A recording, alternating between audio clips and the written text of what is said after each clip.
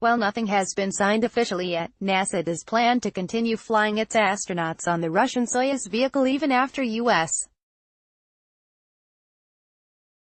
commercial crew vehicles come online, according to an agency spokesperson. Bill Gerstenmaier and senior NASA leadership have stated their intention to have U.S. crew members on Soyuz vehicles after 2019 and to have Russians on U.S.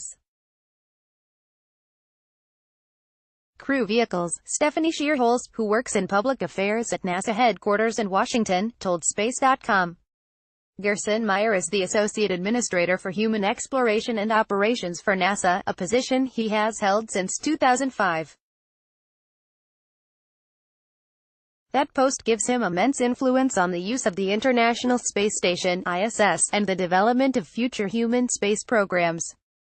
Soyuz launch photos. Expedition 58 crew lifts off for space station. NASA has an agreement with Russia to fly crews on Soyuz through at least 2019, and some of those crew members are already announced. Rookie U.S. astronaut Anne McClain, who flew to the International Space Station on a Soyuz on Deck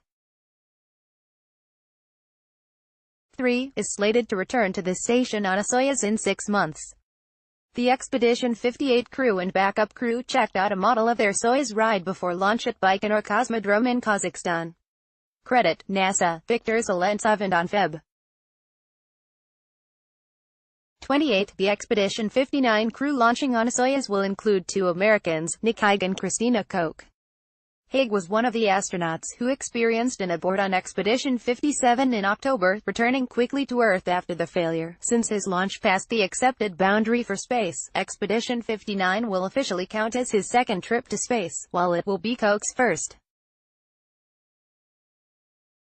These new U.S. spaceflyers head for orbit at a time when NASA relies exclusively on Soyuz vehicles to send astronauts to space.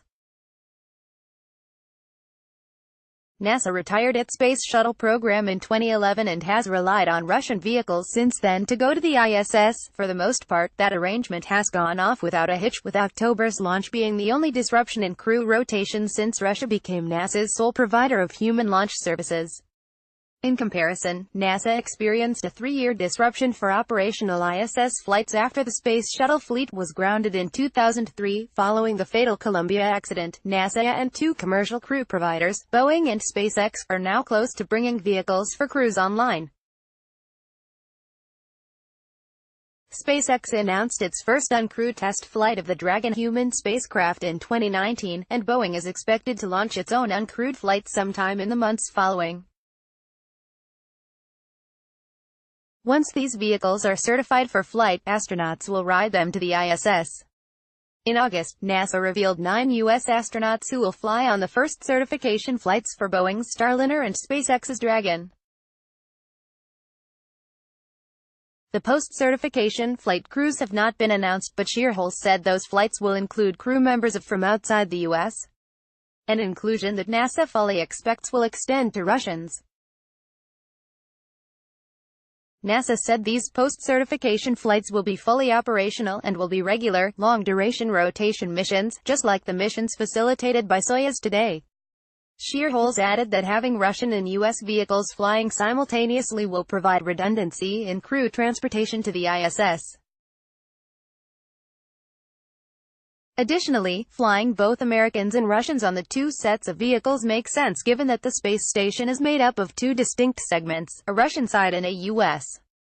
side, which includes several modules from other countries. Because these 2 segments are quite different, Schierholz said, operational requirements say that the best practice is to always have an American and a Russian working at the same time on the ISS. The intent is there will continue to be mixed crews on all vehicles that go to the space station, she said. Follow us on Twitter at space.com and on Facebook. Original article on space.com.